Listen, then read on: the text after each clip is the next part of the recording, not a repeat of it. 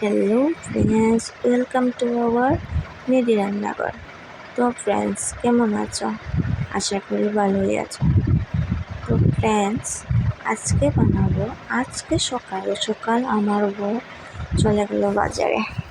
বাজার থেকে নিয়ে এসেছে তেলাপিয়া মাছ, এনে বলছে ঝিঙে দিয়ে একটা কিছু বানিয়ে দাও।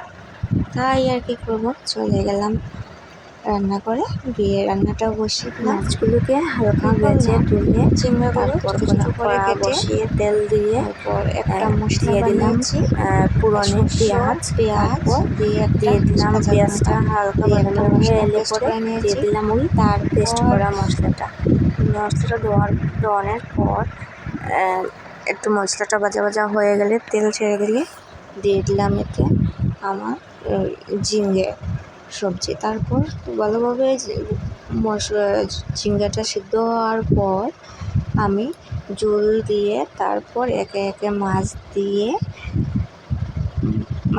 একটু নেড়ে চেড়ে অল্প ডেকে দিয়েছিলাম।